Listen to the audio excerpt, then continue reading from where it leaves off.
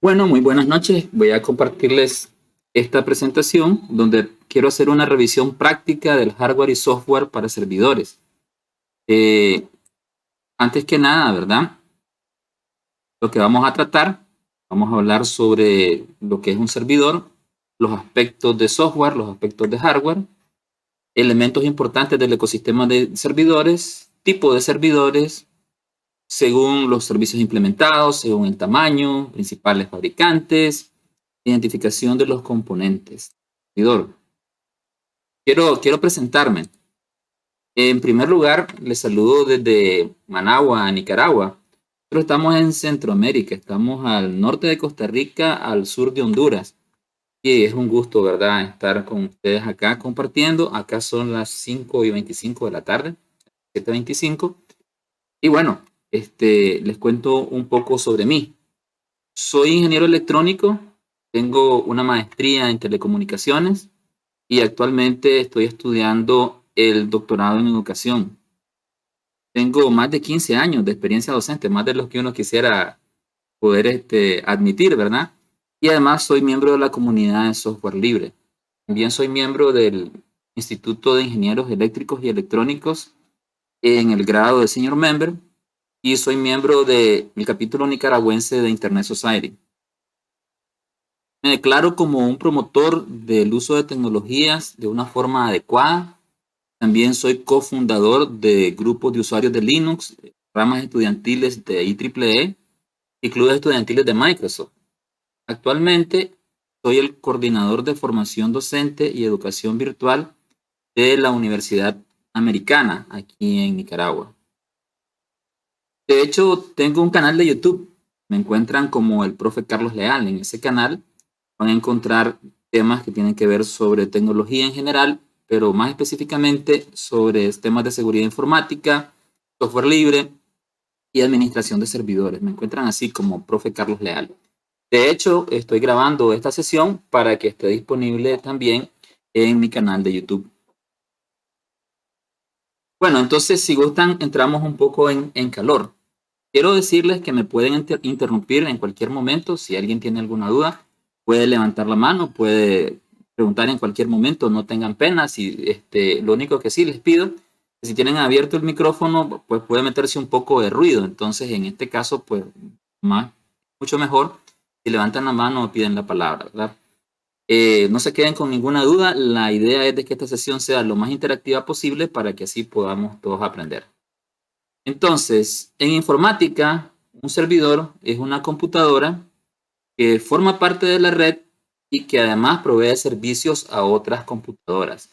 Podríamos decir que hay servidores dedicados, que hay servidores compartidos y que hay servidores virtuales, que serían máquinas virtuales que están alojadas en la web. Si ustedes me dicen qué cosa sería un servidor a nivel de software, entonces tendríamos que hablar de que el software del servidor debe ser capaz de controlar todo el hardware y utilizarlo al 100%. ¿Y por qué? Porque necesitamos que el sistema funcione con la mayor estabilidad posible y que esté preparado el sistema para manejar todas estas cosas. Por ejemplo, yo no me imagino un Android corriendo en un servidor de esos de Google o de Facebook, porque no le podría sacar provecho. Un Android es para un dispositivo móvil. De hecho, los sistemas operativos para servidor más utilizados, pues tenemos en la mayoría de Windows, Microsoft Windows Server, y tenemos muchas distribuciones de Linux que están dedicadas propiamente para trabajar con servidores. De hecho, se dice pues que la mayoría de los servidores en Internet funcionan con Linux. Entonces, el software debe estar enfocado para trabajar con múltiples usuarios ofreciendo varios servicios. Ustedes imagínense en este momento cuántas personas están accediendo a Facebook, cuántas personas están en Gmail. En esta reunión yo miro 84 personas conectadas y cada uno de nosotros accede al servidor y se lleva su pedacito de la información y la puede ver en su pantalla sin importar el tamaño que tenga, si es una pantalla pequeña, si es una pantalla grande, lo que sea, el sistema es capaz de atender a cada uno de los usuarios y lo hace a gran velocidad, que eso es la otra cosa importante. Entonces, el objetivo es brindar servicios a los otros usuarios que están en las otras computadoras. Entonces, para hablar del hardware de servidor, tenemos que hablar de que en realidad es una computadora normal. Es decir, tiene procesador, tiene memoria, tiene disco duro, tiene una tarjeta madre. O sea, es una computadora normal. Los mismos componentes que ustedes conocen para una computadora de escritorio, también los va a tener una computadora que la dejemos para servidor.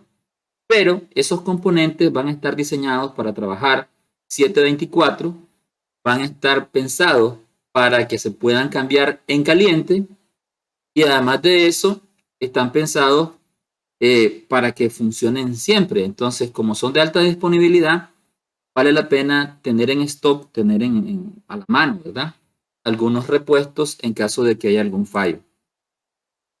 Un resumen podría ser de que el servidor es una computadora normal que cuenta con un hardware con características especiales, es más preciso y soporta más tareas complejas y que permite sustituir componentes dañados en caliente, entendiendo en caliente sin necesidad de apagar el servicio o el equipo. Entonces también está diseñado para no apagarse nunca. Entonces me gustaría que hablemos de algunos elementos claves del ecosistema de servidores. Por ejemplo, ¿a alguien le suena el rack? Aquí en Nicaragua nosotros le decimos rack, pero en otros países le dicen gabinete, estante, armario, inclusive bastidor. El estándar es de un ancho de 19 pulgadas. Es un soporte metálico, así como un ropero pues, metálico pequeño, ¿verdad? Que está diseñado para alojar equipamiento eléctrico, informático y de comunicaciones. Las medidas de anchos son estándar y, bueno, a diferencia de que si van a utilizar otro equipo de otro ancho, pues tendrán que utilizar otro tipo de rack, pero 19 pulgadas es como el estándar. También hay quienes le llaman cabinas, gabinetes o armarios inclusive. Aquí que habría que resaltar las unidades U. Se fijan aquí donde dice unidad rack y se miran, ¿verdad? Que trae como unos cuadros y aquí trae como unos números. Son la cantidad de U. ¿Qué cosa es una U? Hay tres huecos, tres hoyitos donde se ponen tornillos, donde se atornillan los equipos. Cada tres de esos es una U. Se llaman unidad U, unidad rack y es la medida que utilizan, que es utilizada para describir a los equipos. Yo digo, yo tengo un switch que es de una U o tengo un switch de 2U. ¿Qué significaría eso? Significaría que va a utilizar espacio en el rack, ya sea de 3 hoyitos o de 6, ¿verdad? De 3 huecos. De hecho, existen rack de 42U, de 36U, de 24U y así se compran. Si no los conocen, pues entonces por ahí les pongo algunos ejemplos. Aquí lo más normal que uno mira en las instalaciones de redes son así de dos postes. Así hay de diferentes tamaños. Hay quienes los ponen así con estas gavetas o con estas repisas para poner equipos. Pues podría poner aquí servidores o podría poner switches, routers, firewalls y este tipo de cosas. Están así cerrados, que son muy especiales, ¿verdad? Para centros de datos, para evitar que un tercero acceda a los servidores y haga desastre. O pueden ser así abiertos. Se fijan, también hay de 4 postes y hay de 2 postes y todo va a depender de la configuración que yo quiera hacer. Una cosa curiosa, aquí en Nicaragua es impensable que yo pueda mover un rack dentro del centro de datos. Lo tengo que atornillar al piso porque aquí suele temblar. Yo sé, ¿verdad? Que en Perú, Ecuador, también Chile, tiembla mucho. Pero en otros países, en Europa, pueden tener ruedas. Eso es algo interesante porque administradores de redes, cuando sienten que están aburridos, entonces pueden decir en el centro de datos de que van a cambiar los equipos de lugar y pueden hacerlo. También hay de este tipo de equipos que tienen, que están diseñados para conectarse o pegarse a la pared. Entonces eso le llaman wall mount brackets o bracket o un rack conectado a la pared.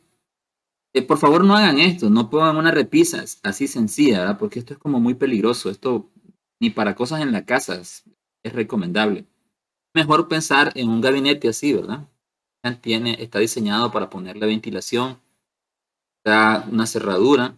Si no pueden adquirir esto, también existen estos que son parecidos a las cosas donde se ponen los televisores. Y si se fijan aquí también tiene los espacios y tiene el tamaño estándar. Pero de ser posible, eviten este tipo de instalación porque es muy peligroso que se caiga un equipo y además es muy peligroso que se golpee a alguien. Hay todo un estándar para implementación de este tipo de cosas. Otra cosa que no puedo dejar de mencionar son los patch panel de conexiones también, ¿verdad? Bahía de rutas, le dicen. ¿Y de qué se trata esto? Es el encargado de recibir todos los cables que vienen del cableado estructurado para conectar directamente a los equipos. Hay diferentes tipos, diferentes tamaños, de 12 puertos, de 24 puertos, de 42 puertos, en dependencia de lo que vamos a instalar. Cosa importante, no solo es para tecnologías de red Ethernet, también hay rack para telefonía, que los de Ethernet a lo mejor son los que han visto o los más conocidos, pero también hay para fibra óptica, hay para cable coaxial, inclusive a veces las empresas tienen separado el video o el audio y entonces también pueden haber rack para eso. Otro elemento interesante es el switch KVM, lo que vendría a ser como un conmutador. Switch, un conmutador. ¿Y qué es lo que ocurre aquí? KVM es la abreviatura de Keyboard, Video and Mouse, o sea, teclado, video y ratón. Lo que ocurre aquí es que en este equipo yo vengo y conecto varios teclados, varios videos, varias salidas de video y varios ratones. Yo puedo controlar múltiples servidores desde un solo conjunto de teclados. Imagínense que tienen 4 servidores. No necesitan tener 4 monitores, 4 teclados y 4 ratones. Sino que todos esos los pueden centralizar en un solo equipo y tener solamente un set de teclado, mouse y monitor. De hecho, los más modernos permiten que se compartan otro tipo de periféricos, como por ejemplo dispositivos USB o inclusive audio. Un ejemplo de esto sería lo que se mira ahí. Tengo aquí el centro de datos, donde tengo la gran cantidad de equipos ahí, servidores, fuentes de poder, batería, ¿verdad? UPS. Y eso que se mira ahí, que parece una laptop, en realidad no es una laptop, es un KVM. A la hora que uno llega y se quiere poner a trabajar ahí, ese dispositivo me permite conectarme a cualquier servidor y poder trabajar. ¿Quién tiene alguna duda, alguna pregunta, algún comentario por acá?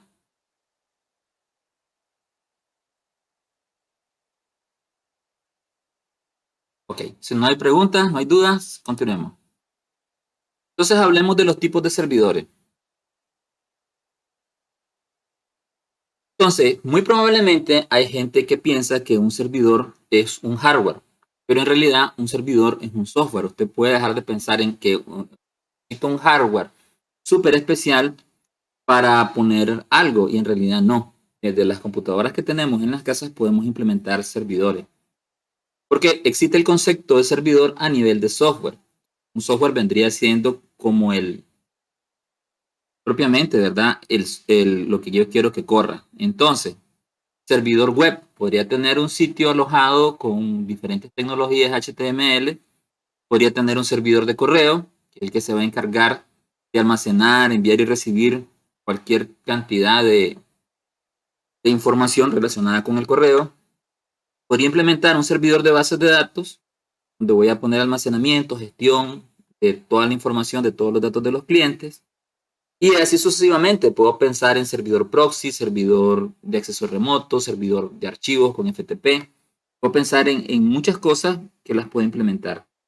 ¿Cuál es el detalle? Si yo lo hago con una computadora de escritorio, esa computadora de escritorio va a tener un hardware limitado y no va a poder atender a gran cantidad de usuarios. Por lo tanto, tiene otro problema, no está diseñada para estar encendida las 24 horas del día, los 7 días de la semana. Entonces, de poderlo implementar, lo voy a poder implementar. El problema va a ser que si yo lo tengo encendido ese equipo día y noche, muy probablemente con el paso del tiempo se va a dañar. Entonces hay que tomar en cuenta eso. O sea, para un ambiente de pruebas perfectamente podría hacerlo en mi casa, pero ya para una implementación a nivel profesional de un centro de datos, pues obviamente no es adecuado. Por eso hay diferentes tipos o clasificaciones, si ustedes quieren, de servidores. Se puede pensar, por ejemplo, en servidores compartidos. ¿Qué entendería como un servidor compartido?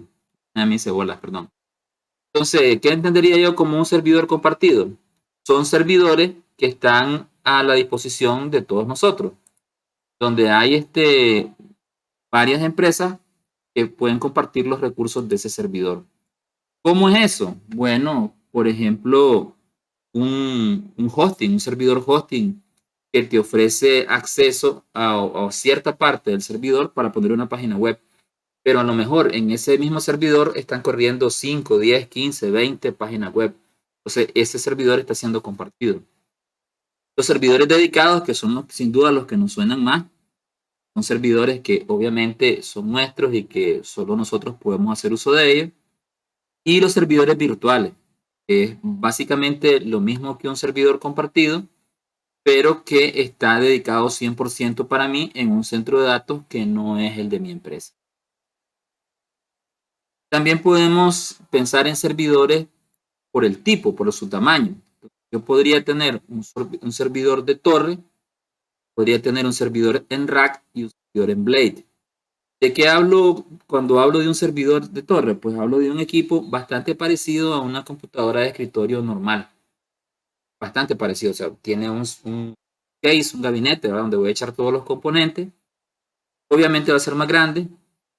Necesito que tenga algunas características, necesito que eso tenga suficiente refrigeración, que no se sobrecaliente. Peor si tengo una empresa pequeña, en una pyme o algo así por el estilo, que no tenga un aire acondicionado en su centro de datos y va a utilizar espacio en una mesa. Necesito una mesa, ¿verdad? Que tenga, a menos que lo tire al suelo, ¿verdad? El otro es el servidor para rack, que como su nombre lo dice, se tiene que poner en un rack. Puede ser un rack de 2 postes, pero lo más apropiado es que sea un rack de 4 postes, porque a la hora de un sismo, pues eso se va a mover oscilando, que da miedo, entonces se apoya otro poste.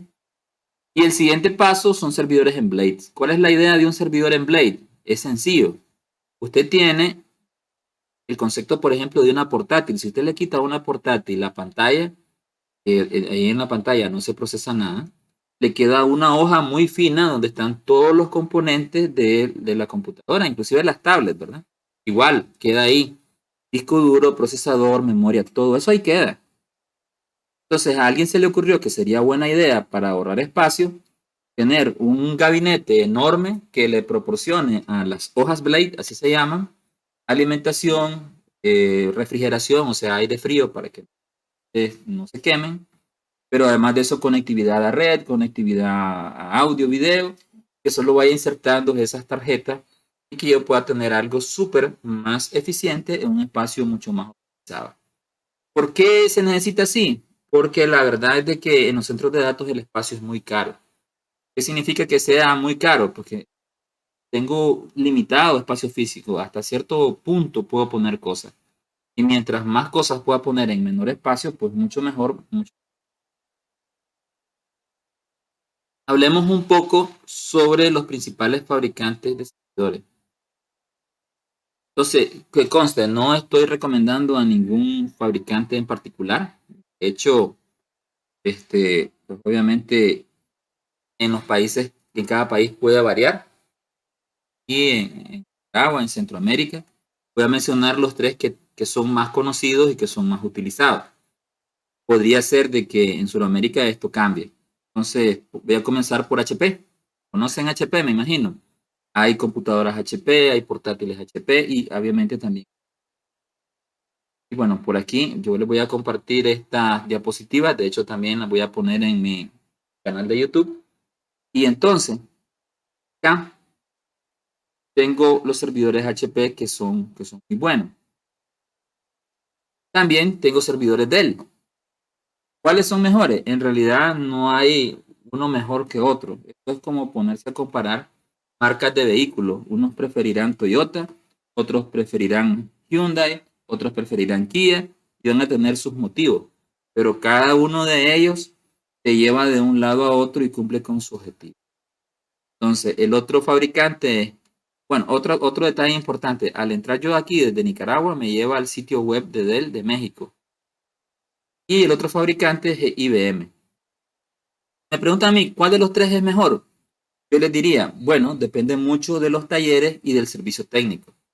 Si en tu país este fabricante tiene un concesionario que te garantiza talleres para hacer efectiva la garantía o servicio técnico, si se hace necesario reparar algo o incluso comprar repuestos, entonces ese es el mejor.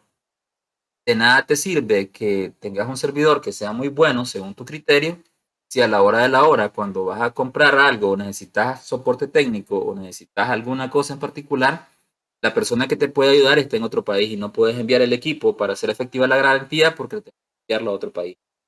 Entonces, ¿cuál es mejor? Depende de cada uno de los países. Por ejemplo, aquí en Nicaragua hay soporte técnico para los tres. Dirán si en sus países, pueden ponerlo en el chat si quieren, en sus países hay soporte técnico para si uno tiene problemas con servidores de estas marcas. Y si hay otra también me lo pueden compartir en el. Bueno, entonces continuamos. Un caso práctico. Escogí este caso práctico no porque sea el mejor, ni porque sea el que yo recomiende, ni por nada por el estilo, sino que es simplemente un buen caso. Por ejemplo, dice HP ProLiant TL380 generación 9. Los servidores en realidad se parecen mucho a los vehículos. Hay marcas, modelos, generaciones. El Toyota Yaris del 2020 no es ni parecido al Toyota Yaris del 2010. Y no son parecidos ninguno de los dos al que va a salir en el 2023. Entonces, los que saben de servidores y miran esto y dicen ProLiant, se acuerdan, los más mayorcitos, ¿verdad? Se acuerdan de Compaq. HP no construía servidores. Esto fue una división que se lo compró a Compaq ya a finales de los 90, inicio de los 2000. Cuando miran DL,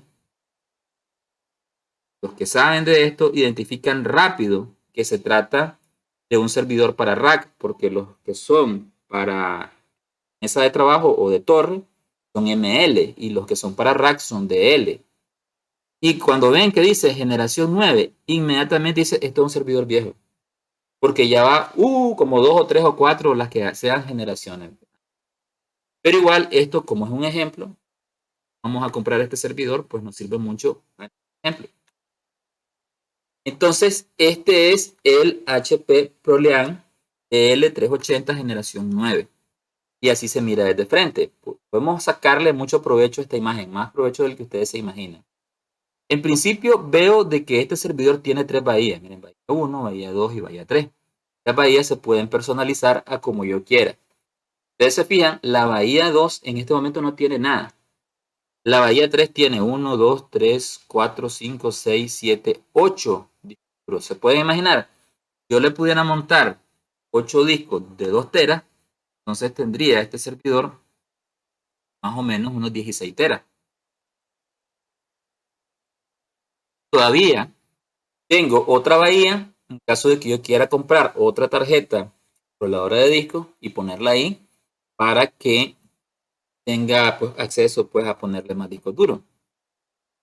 El número 1 es tapa con abre fácil. Y ese que es interesante porque los servidores no se pueden vender con una etiqueta que diga no abrir. Y perdés la garantía si lo abrís. No, eso no funciona así, porque como esto va por un centro de datos, el administrador de servidor debe tener la posibilidad de abrirlo. En el número 2 se miran ahí lector de medios y memoria. Este es un modelo viejo, viene con DVD todavía, imagínense. Esto prácticamente ya no se usa, ya las portátiles tampoco vienen con de CD o DVD. Las bahías para discos que les comentaba, el botón de encendido es el número 7, por acá. Hay un indicador de salud, eso es muy bueno. Los servidores normalmente pues te parece que es en verde. Si está bien, está la lucecita encendida en verde. Y si algo salió mal, el color de esa luz cambia y se pone en rojo o en azul, depende de la marca. Y se alarma, dicen los indicadores de servidores, se alarmó el servidor, algo pasó. Entonces, puede ser, por ejemplo, que lo tenías configurado con dos fuentes de poder y de repente una fuente de poder falló. Entonces se alarma, que si ya no tengo las dos fuentes, solo tengo una. O puede ser de que uno de estos 8 discos duros de repente falló y entonces es una falla, se va a poner, ¿verdad? La alarma y también va a marcar cuál es el disco duro que está dando problemas. El número 9 es el estado de la red. ¿Está conectado o no? No es necesario irse a asomar detrás del servidor para ver si está funcionando bien. El indicador de encendido, un puerto USB adelante, tiene una tarjeta extraíble con información en el número 12, que no se mira muy bien aquí, pero eso es lo que utilizaría la persona que hace el inventario. Se saca de ahí una tarjetita donde va a tener marca, modelo, número de serie y todas. Así se mira desde atrás el servidor. Entonces, igual, miren, tienen aquí el 1 y el 2 son slot PCI para expansión. Aparte de todo lo que ya trae, imagínense ustedes dicen, quiero poner un cine, quiero proyectar películas, pero las quiero proyectar en 3D. Entonces necesitamos instalarle en los slot PCI una tarjeta de video muy buena para que podamos hacer 3D. Entonces, una parte de la tarjeta aquí, ¿verdad? Y la otra parte acá, porque acuérdense que es 3D, tiene dos salidas. Conecto la tarjeta ahí y obviamente, pues ahí tengo, miren, 1, 2, 3, 1, 2, 3, tengo 6 espacios para poner esto. Puerto serial, que aquí no lo trae activado, pues no creo que alguien necesite puerto serial a estas alturas. Discos duros posteriores en factor de forma pequeña. Miren, como fuera poco, este equipo permite poner otros dos discos duros aquí atrás. Personalmente no me gustan dónde están porque están cerca de las fuentes de poder y ahí hay muchos campos magnéticos y la información se puede dañar. Pero si el fabricante lo dejó ahí, supongo yo de que tendrá los blindajes adecuados para que ocurra. Entonces, imagínense que yo pueda poner ahí 1 tera y 1 tera tendría 2 teras más. ¿Y para qué podría utilizar eso? Bueno, son discos duros pequeños, pero son discos duros. Entonces puedo poner el sistema operativo ahí, por ejemplo. Puedo tener todos los datos guardados en los discos. Y tengo una bahía para la fuente de poder en el 5. Miren, entonces aquí tengo la fuente de poder. Este servidor tiene doble fuente de poder. En los países que la energía es muy estable, esto no es necesario, pero en países donde puede fallar la energía, entiéndase Latinoamérica, es conveniente tener doble fuente de poder. Inclusive algunos recomiendan tener doble proveedor de electricidad. Y si no se puede, pues meter la electricidad desde dos lugares. Por ejemplo, una empresa que sea grande y que tenga un gran edificio podría seleccionar dos postes, un poste enfrente, parte de adelante de la empresa y otro poste en la parte de atrás y hacer doble acometida. ¿Por qué? Porque imagínense ustedes que ocurre un accidente y que un vehículo se estrella contra el poste y apea el poste y se va la energía, se cayó toda la información porque no hay energía. Pero si tengo doble poste, doble conexión, pues obviamente si ocurre el accidente adelante, no va a ocurrir atrás al mismo tiempo. Es lógico, ¿verdad? Bueno, ahí podemos mencionar también que hay conectores para cable, el número 10, ¿verdad? De la fuente, ahí están. Esta es una tarjeta de red, miren, la 16 y la 12 son una tarjeta de red, pero que tiene 4 puertos. También por ahí hay puertos USB y también ahí hay cosas que se pueden poner como tarjetas de redes opcionales y así se mira desde arriba, ¿no? Entonces, estos que te miran acá son ventiladores. ¿Para qué sirven estos ventiladores? Para refrescar el servidor. Normalmente lo que hacen los ventiladores es que toman aire fresco de la parte delantera del servidor, inyectan para que pase al servidor, la parte posterior sale el aire caliente. También ahí se miran los procesadores. Miren, aquí tiene un socket para un procesador y aquí tiene otro socket para otro procesador. Este servidor está pensado para tener dos procesadores. O cosa importante, la batería para el arreglo de disco es esta cosa que está acá. Una vez me mandaron un servidor que no traía esto y simplemente no funcionaba porque cada vez que apagabas el servidor se perdía la configuración. Puede ser. Y así sucesivamente. Por ejemplo, este trae un slot, trae slot de memoria suficiente, slot de memoria, pero también trae un slot para micro SD, que es esto que está acá. Yo podría ponerle en la tarjeta madre del servidor una micro USB. Y de hecho también dice que el número 6, que anda por aquí mismo, tiene un puerto USB interno. Pues si alguien está trabajando en el servidor, puede conectar ahí dentro del servidor una USB. Y así sucesivamente, pues ahí miran la tarjeta controladora de disco, que es el 7, que es acá. La fuente de poder redundante sería el 8. Y así el resto de cosas que puede tener uno en comparación a otro y que obviamente cada cosa que uno va, que uno va agregando, pues tienen un costo adicional. Vamos a proceder a identificar los principales componentes. Entonces, fuente de poder. La fuente de poder no es estándar. Depende mucho de la marca y del modelo del servidor. De hecho, se recomienda utilizar servidores con fuente de poder redundante. Y en algunos centros de datos más modernos, las fuentes de poder son en corriente directa, DC. ¿Por qué en DC? Porque si ustedes se ponen a pensar, la energía tiene corriente alterna, llega a nuestra batería, UPS, o que quieran decir, y esas baterías rectifican la corriente alterna y la convierten a corriente directa y la guardan en acumuladores.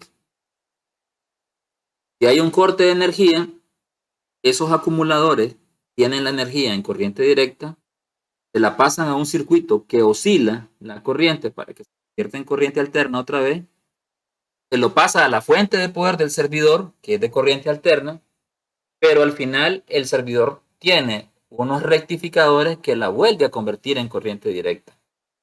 Entonces, centros de datos serios utilizan equipos con fuente de poder en corriente directa para que no se necesiten todas esas benditas cambios, rectificaciones, oscilaciones que hacen perder energía más que otra cosa. La fuente de poder debe tener un diseño especializado, es decir, debe estar diseñada para funcionar las 24 horas del día, los 7 días a la semana, durante los 365 días del año. O sea, Navidad, Año Nuevo, Día de los Enamorados, Halloween, todo lo que ustedes quieran. Ustedes se levantan a las 2 de la mañana, en una noche de insomnio, quieren meter a Facebook, quieren hacer búsquedas en Google, todo eso funciona. ¿Por qué funciona? Propiamente porque los servidores están encendidos. Entonces los servidores siempre deben estar encendidos. Otro punto importante, existen fuentes de poder certificadas. ¿De qué se trata eso? Pongamos un ejemplo. Yo podría contratar a un mecánico para que realice un trabajo en mi vehículo. Pero yo le podría decir a ese mecánico, mira, yo necesito que vos hayas estudiado en la universidad. Si vos no estudiaste en la universidad, yo no te dejo tocar mi vehículo. Entonces, estoy exigiendo que el mecánico tenga un certificado, el certificado que se graduó de ingeniería mecánica en la universidad. Y sin duda, ese mecánico es más caro. La fuente de poder es igual. ¿Qué es lo que ocurre? Hay una empresa que dice, voy a hacer una fuente de poder que cumpla todos los estándares de certificación posibles para una fuente de poder. Y eso se lo lleva a una entidad certificadora que evalúa que efectivamente esa fuente cumple con todos esos requerimientos y está lista pues para trabajar en un centro de datos o lo que sea. Esa fuente de poder va a ser más cara. En el mercado nacional, una fuente de poder anda entre 15 y 20 dólares. Las certificadas van a andar entre 35, 40 o tal vez 50. Hay algunos ejemplos de fuentes de poder. Dígame, ¿cuántas fuentes de poder miran en este modelo que está aquí arriba a la derecha? ¿Cuántas miren? Pueden decir o lo escriban por el chat. ¿Cuántas son?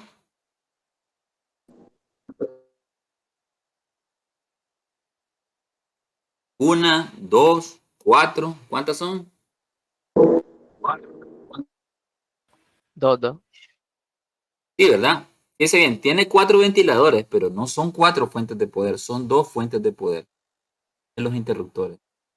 Ah, y pareciera que fuera solo una, porque eso se parece a la cajita normal. No, no, no. Ahora, esto es un equipo al que le montaron 3 fuentes de poder. Ahí está, miren, 3 fuentes de poder. Así se mira una fuente de poder de frente, desde el punto de vista del usuario, ¿verdad? Cuando va a conectar el cable. Y del otro lado se mira así, lo que conecta la tarjeta. Bueno, hablemos de la tarjeta madre. La tarjeta madre que hablamos para servidores debería tener al menos espacio para 2 procesadores. Servidores no vamos a utilizar un procesador. Necesitamos que los adaptadores de red sean multipuertos. Ustedes se fijaron en el ejemplo que yo puse. Tenemos ahí hasta 4 puertos por tarjeta de red y tenemos 2 tarjetas de red. Entonces, 8 puertos Ethernet. Debe tener suficiente espacio para echarle memoria RAM como que si fuera lo último, ¿verdad? Que no hiciera falta. Y en el caso de multimedia, no debería tener integrado el audio, no te vas a poner a escuchar música en el servidor, pero sí una tarjeta de video decente. Es decir, no necesito una Nvidia RTX, bla, bla, bla, bla, no necesito eso porque no me voy a poner a jugar. Pero sí necesito una tarjeta de video lo suficientemente buena para moverme en el servidor y trabajar bien. Entonces aquí tengo un ejemplo. Tengo esta tarjeta Asus, dejé el enlace, permítame el enlace. Y entonces aquí tengo las especificaciones de esta tarjeta. Voy a hacerlo un poco más grande para que lo miren mejor. Entonces, este dice de que tiene para dos, bueno, eso se mira en la imagen, ¿verdad? Para 2 CPU. Y entonces aquí tiene para procesadores de la familia de primera y segunda generación de Xeon, procesadores escalables de hasta 205.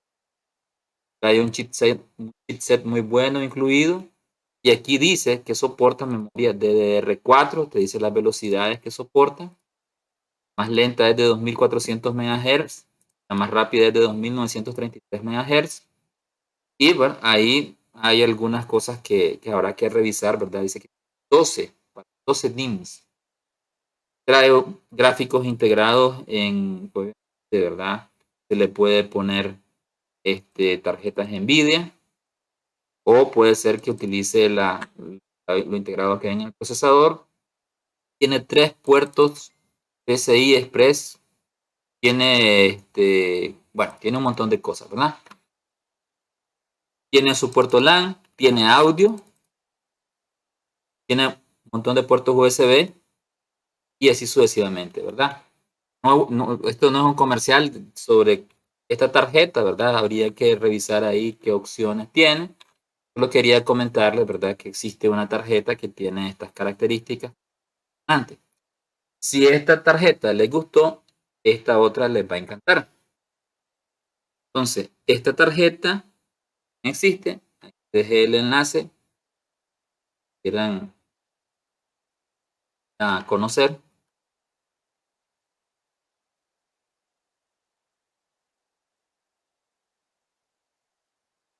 ¿Está? Y entonces aquí ocurre un detallazo. Esta tarjeta, así como la ven, no es para procesadores muy nuevos, que digamos, sino que es más bien para procesadores viejos. Y si se fijan, la memoria dice DDR3, no es DDR4. Pero ¿qué es lo que ocurre? Hay mucha gente que prefiere montarse una máquina súper poderosa o un servidor bastante respetable utilizando procesadores viejos. ¿Y por qué? Porque lo va a encontrar más barato. Si yo quiero comprar el procesador Intel o el AMD de última generación para escritorio o para servidores, me va a costar un ojo de la cara y la mitad del otro. Pero si yo vengo y digo, voy a hacer una máquina, voy a utilizar 4 procesadores viejos, viejos de hace 5 años tal vez, ¿verdad? Tampoco es que son de hace 20 años. 4 procesadores viejos y voy a utilizar bastante memoria RAM DDR3, muy probablemente voy a tener una tarjeta que va a tener mucha más velocidad y va a poder hacer muchas más cosas, tal vez por menos dinero del que haría pues con una tarjeta que tenga un solo procesador, que tenga, ¿verdad? Como les digo, todo actualizado. Entonces valdría la pena, que es mejor una tarjeta que soporte tecnologías no tan nuevas, pero que tenga 4 procesadores, o tener el último alarido de la moda en hardware, procesador, memoria, pero pues como les digo, ¿verdad? Tener solo uno. Algo que vale la pena pensar. Y esta pues ya esto ya sí es demasiado, ¿verdad? Sí. Por aquí también les dejo el enlace. Este es de Gigabyte. Y aquí tiene una gran cantidad de cosas, ¿verdad? Esta tarjeta. Voy a irme directamente a la parte de especificaciones. Y esto pues es una tarjeta ya nivel gaming. Muy, muy buena, ¿verdad? Está pensada para generación 13 de Intel Core, ¿verdad? Y está el chipset que trae es muy bueno, ¿verdad? Y ahí él soporta bastantes tecnologías de memoria. Tiene 4 DIMMs DDR4 y así sucesivamente podemos ir revisando todo lo que trae. Trae hasta tarjeta inalámbrica integrada. Esta tarjeta ya no sería tan buena para un servidor, es más que una PC de gaming. Entonces, por eso les digo que es demasiado. Puede ponerle ahí bastantes cosas, pero habría que dimensionar lo que voy a hacer, porque a lo mejor creo que estoy haciendo algo excelente, pero a lo mejor estoy desperdiciando el dinero, ¿verdad? Entonces, vale la pena reflexionar si lo que estoy sugiriendo comprar o si lo que quiero comprar en realidad. Bueno, hablemos del CPU. CPU, procesador. Este es de 32 bits o de 64 bits, en dependencia de la arquitectura. No quise meter otras arquitecturas de procesadores. Las tradicionales son x86 y 64 bits. Hay procesadores ARM y todas esas cosas, pero no las meteré en esta ponencia porque esto va de servidores y no va tanto de procesadores. Entonces, por eso no las quise incluir. Aspectos a considerar aquí.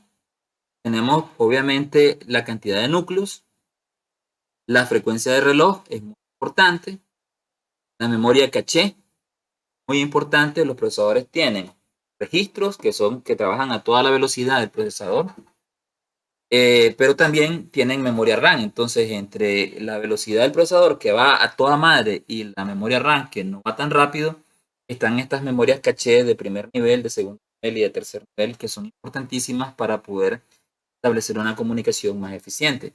Entonces, mientras más caché de segundo y tercer nivel tenga, pues mucho mejor. Claro.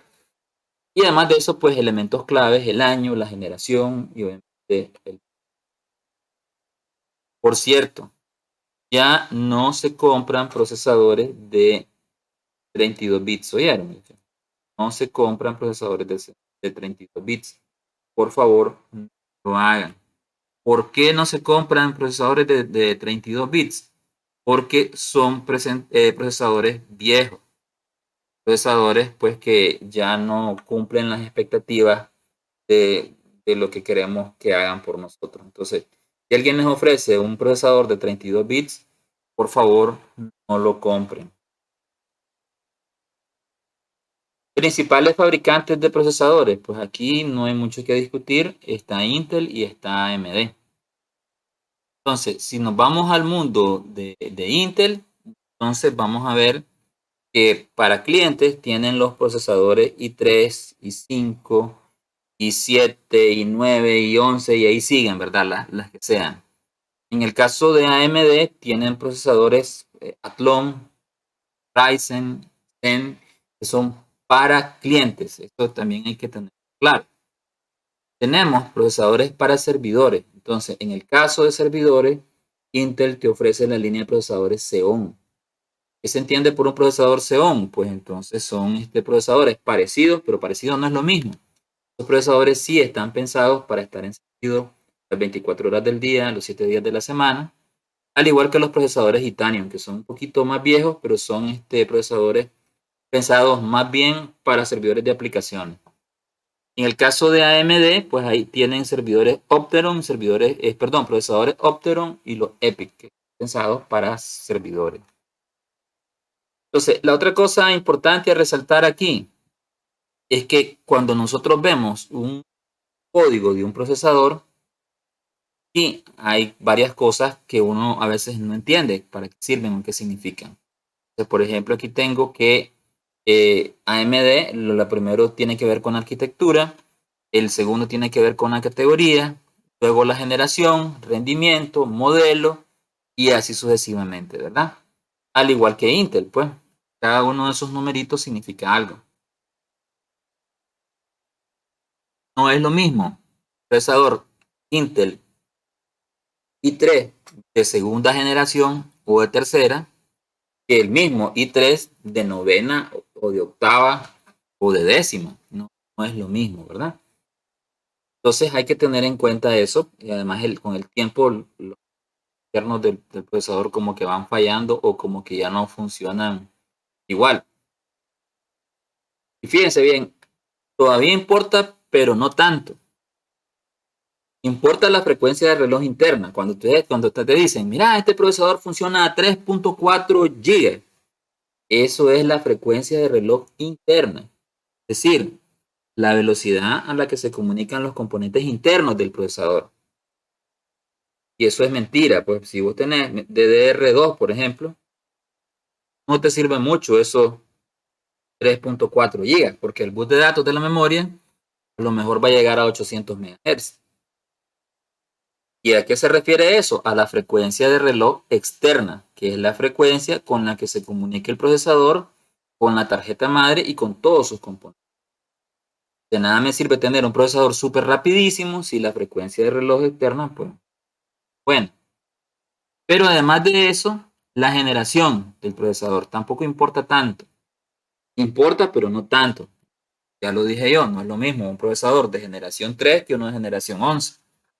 Pero al fin y al cabo, si yo quiero montar un centro de datos y quiero tener el equipamiento adecuado, me puedo ahorrar cierta cantidad de dinero comprando un procesador que no sea de la última generación y que se pueda encontrar nuevo todavía. O en lugar de tener un procesador súper nuevo y súper caro, comprar un procesador que no sea tan nuevo, pero que tampoco sea tan caro y a lo mejor sí me alcanza para tener dos procesadores. Ahora, ¿qué otra cosa importa? Importa la cantidad de núcleos, importa la cantidad de hilos que tiene el procesador. Es decir, me conviene más pensar en un procesador que tenga, qué sé yo, 12 núcleos, que tenga 16 núcleos, que funcione cada núcleo a 1.7 GB, por ejemplo. Sería mucho mejor un procesador de 16 núcleos a 1.7 GB que tenga uno que sea de 3.8 GB, pero que tenga solo dos núcleos. Entonces, eso también es importante y hay que tener claro. Ahora, con respecto a la memoria, hay que discutir, ¿verdad? La memoria, debemos olvidarnos de memorias como la DDR1, 2, DDR3, porque desgraciadamente, pues eso ya, pues, si alguien nos ofrece un equipo con un tipo de tecnología, pues obviamente no me va a servir eso, ¿verdad? Entonces, yo necesito pensar en tecnologías de memoria que estén actualizadas. Entonces, en servidores vamos a encontrar vamos a encontrar servidores que funcionan con memorias DDR4 o memorias con DDR5 incluso.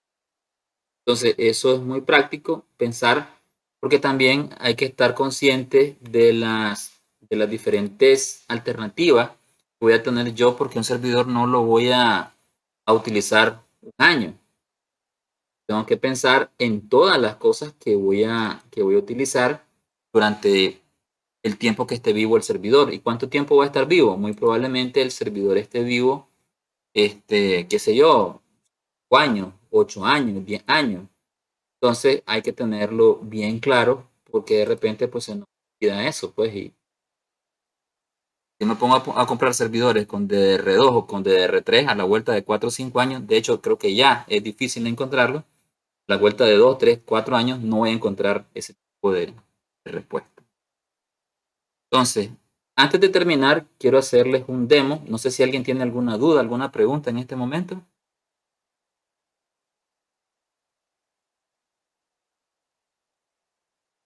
¿Dudas, preguntas o hago el demo?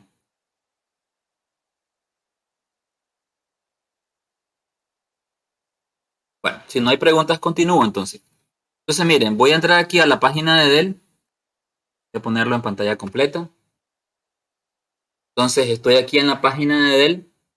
Voy a hacer este demo en Dell, no porque yo considere que sea el mejor o porque recomiendo usar Dell para nada, ¿verdad?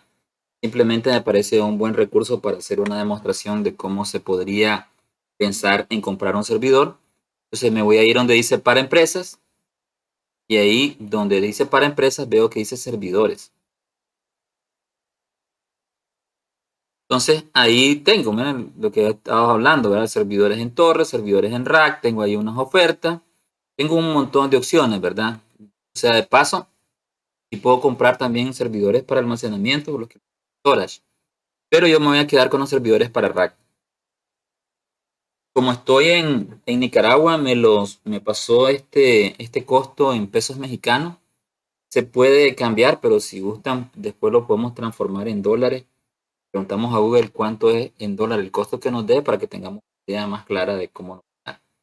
Y entonces esto tiene como modelos. Miren, tengo el Dell PowerEdge R450, el 750, el R55 y así sucesivamente, ¿verdad? Hay modelos y hay precios, ¿verdad? El más barato está en 202 mil pesos mexicanos, 212 mil y así sucesivamente, ¿verdad? Eh, no sé si puedo cambiarlo. No, no sé. Entonces, bueno, voy a seleccionar uno de ellos. No quiero ser exagerado y comprar el más barato, pero tampoco quiero comprar el más caro. Entonces me voy a quedar con el Dell, miren, el PowerEdge R550, que dice que cuesta 61,900 pesos mexicanos, ¿verdad?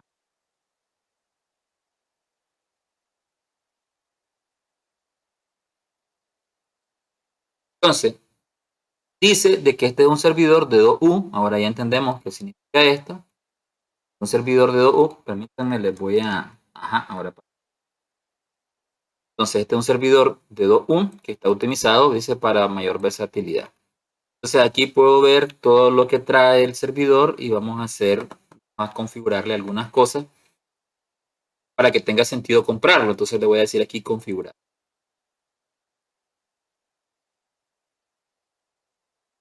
Entonces,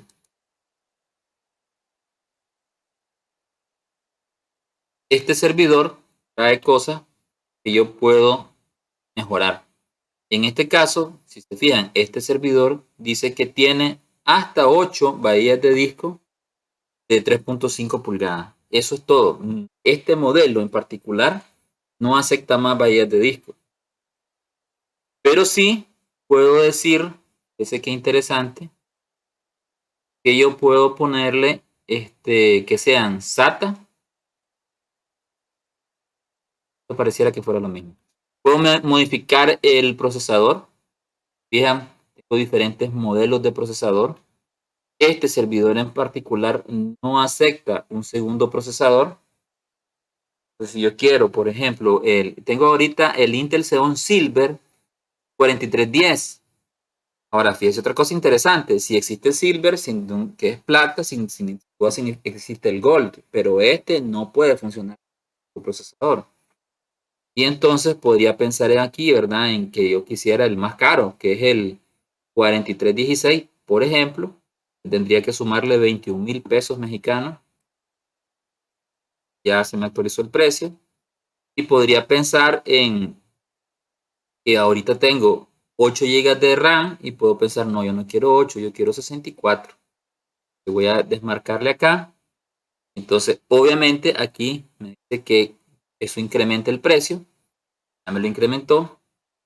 Y así sucesivamente. Podría ir pensando que si le quiero poner discos duros SATA, discos duros en estado sólido, o si quiero ponerle, por ejemplo, aquí está, una fuente de poder TIA, perfectamente podría ponerle una dual, de poder dual, incremento el precio, que si yo quiero ponerle el rack, o yo quiero poner, y aquí de hecho me dice, tienes un problema, me dice, necesitas 2 cables de red en la fuente, porque pusiste doble fuente de poder. Entonces ahí pues yo podría seleccionar esto, y al poner esto pues ya se me quita el problema. Y así sucesivamente, pues yo puedo ir pensando, recuerdan que comenzamos en 60 y pico mil y ahora vamos por 139.000. Puedo ir pensando en qué cosas le puedo agregar, qué cosas no le puedo agregar. Por ejemplo, no tiene sistema operativo, yo quiero que tenga sistema operativo. Y este soporta solo Windows. Miren, si yo quisiera instalar Linux en este servidor, no me va a servir. ¿Por qué no me va a servir? Porque aquí dice que solo le puedo montar Windows. Entonces, este servidor, a la hora que lo compre y le quiera instalar Linux, no me va a servir. Me van a decir ustedes, profe, pero yo he escuchado de que Linux corre en todo. Sí, corre en todo. Pero muy probablemente hayan controladores propietarios que traiga este servidor que no los reconoce tan fácil de Linux. Y a la hora que vas a querer montar Linux, te va a costar un bigote y la parte del otro para poder configurarlo. Entonces ahí puedo configurar si quiero el Windows Server 19, 2019 estándar, o si quiero Data Center, si quiero Windows Server Data Center 2022. Entonces aquí podría agregar dinero. Por ejemplo, el más caro que miro es el Windows Server 2022 Data Center, que tiene ahí para máquinas virtuales y todo el asunto.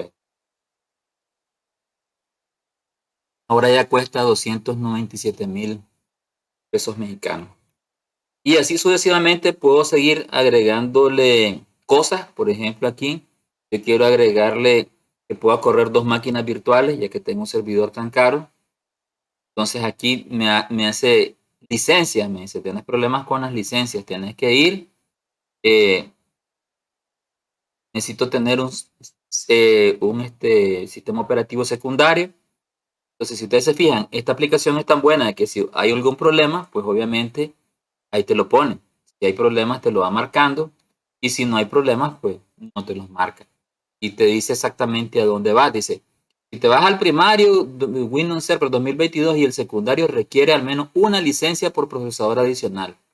Entonces ahí me voy donde dice licencia y tengo que marcar, ¿verdad? Entonces, ¿qué pasó aquí? Resulta que este servidor en particular no tiene para esas cosas. Entonces, como esto ya se me está haciendo de que está muy limitado, voy a irme para atrás y voy a seleccionar otro de los servidores para que podamos trabajar. Entonces, había seleccionado uno pequeño, voy a seleccionar uno más grande, el R700. Entonces, este también dice que es de 2U, se mira de frente. Y aquí puedo decir lo que quiero configurar. Este no comienza en 60 y pico mil, sino que comienza en 212.000, si se fijan, triple. Pero tengo muchas más opciones. Ejemplo, el chasis que tiene actual es para 8 discos duros. Fíjese que puedo configurar el chasis para 12 discos duros, que me marcó un montón de problemas, o para 16 discos duros.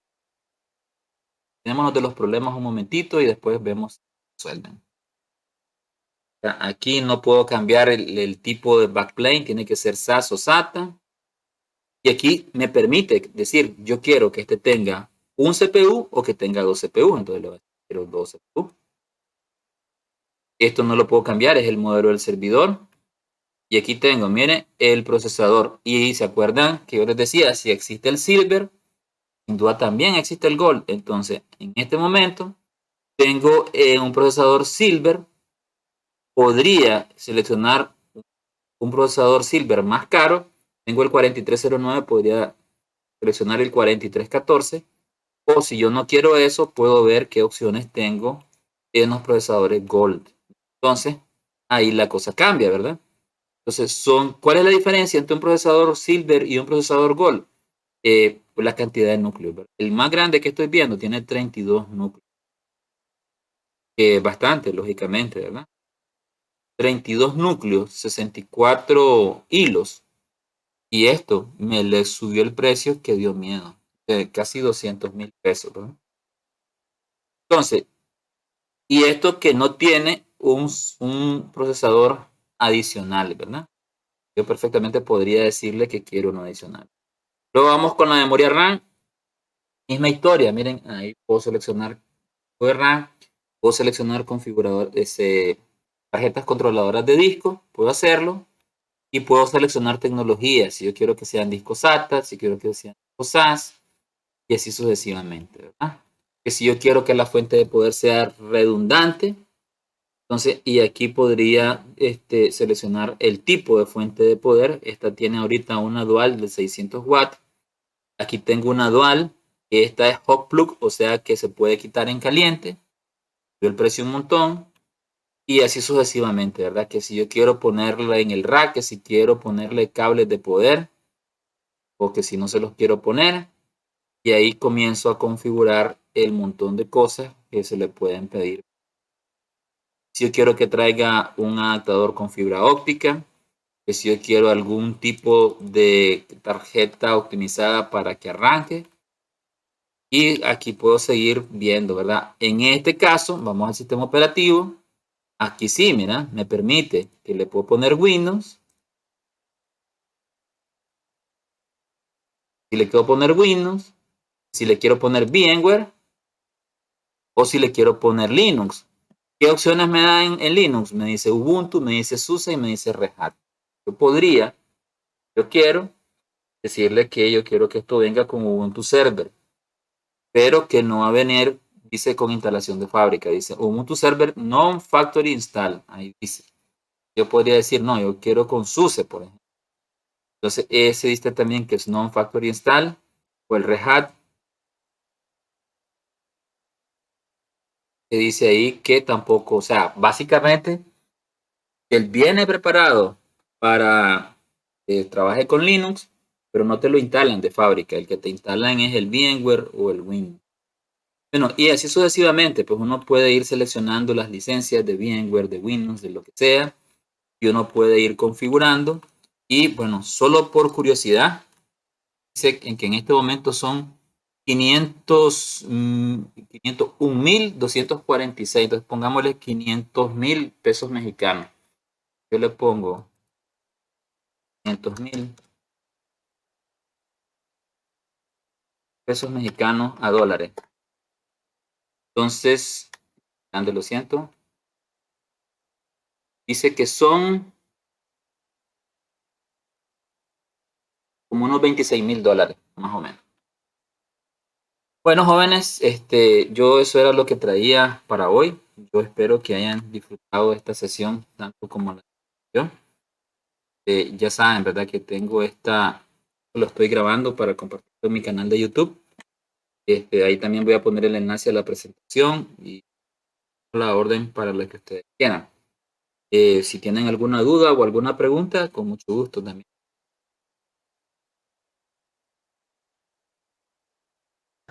Ingeniero, buenas noches, una consulta. ¿Me escucha? Sí, claro, adelante.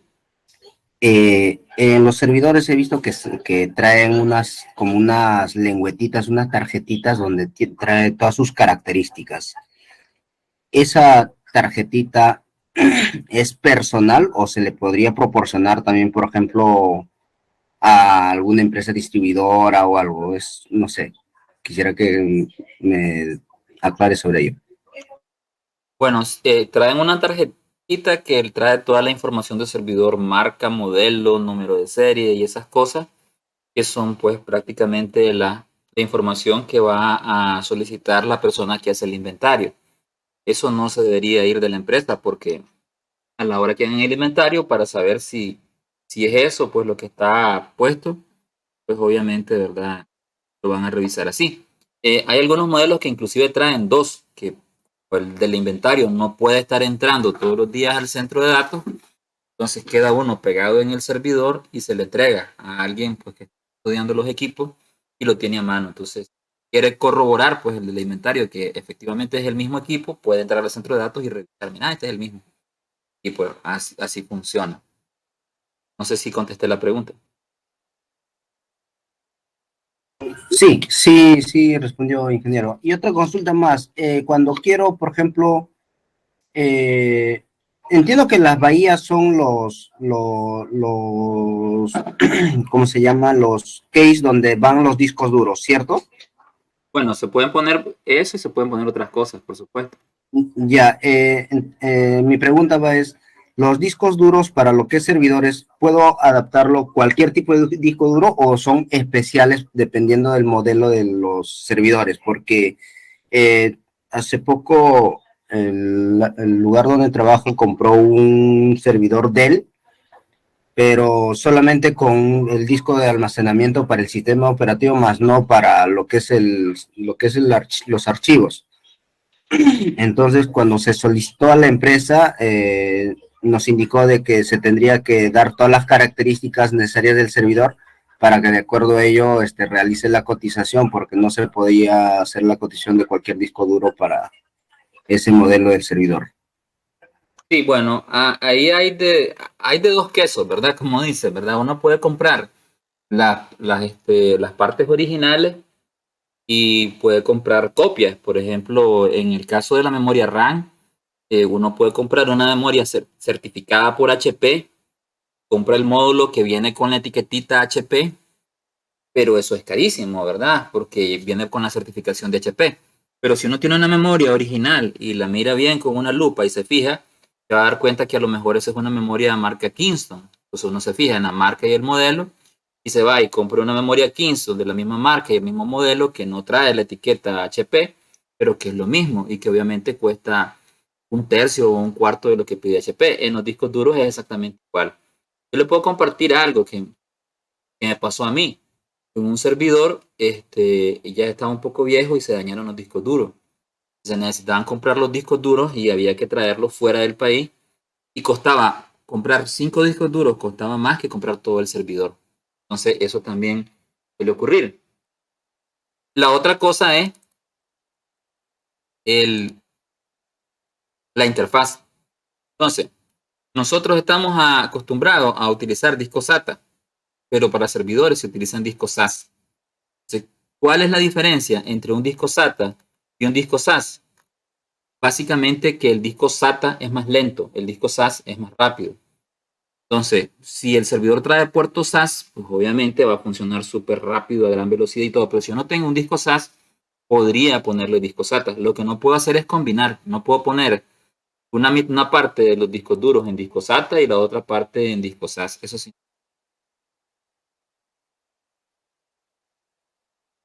Muchas gracias. Me gusta.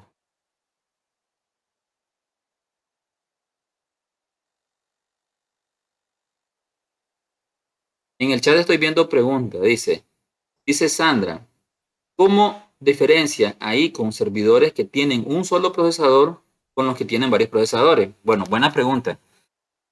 En principio, pues se nota por el rendimiento. Los servidores que tienen un solo procesador van a tener una velocidad y un rendimiento que van a tener, que van a ser inferiores que los que tienen los servidores con más de un procesador. Pero a nivel de software, si le instalo Windows, por ejemplo, va a ser tan fácil como abrir el administrador de tareas. Por ejemplo, aquí lo acabo de abrir. Entonces, en esta computadora, pues yo solo tengo un CPU. Entonces, aquí me aparece, pues obviamente CPU y no aparece nada más. Y dice que es un Intel Core i5 de octava generación, todo ese rollo, ¿verdad? Pero ¿qué pasaría si tuviera más de uno? Entonces aquí me aparecerían dibujados todos los CPUs que tenga, así como también me aparecen todos los discos duros que tengo o todas las tarjetas de red que tengo. Por ejemplo, aquí me aparece la tarjeta de Ethernet que no está conectada, pero sí me aparece la tarjeta Wi-Fi. Entonces, en el del administrador de servidores me voy a dar cuenta si el equipo que yo tengo va a tener un servidor o dos servidores, perdón, un CPU o dos CPUs o dos procesadores, dependencia de lo que yo tenga. Erwin Rivera dice en el chat, buenas noches, disculpe, ¿cualquier tipo de disco de almacenamiento le da al servidor o son de acuerdo a los modelos? Bueno, cualquier disco con respecto a tecnología, pero también viene el asunto de los tamaños. Hay discos de 2.5 pulgadas, hay discos de 3.5, y uno debe tener cuidado, saber qué tipo de disco duro es el que le queda al servidor. No compra uno que no es del tamaño de él, pues lógicamente no va a entrar.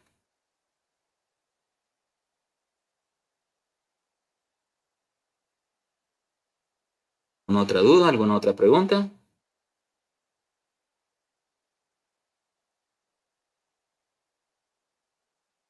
Bueno, jóvenes, entonces si no hay más dudas ni más preguntas, no queda más que agradecerle y regresarle la palabra a los organizadores.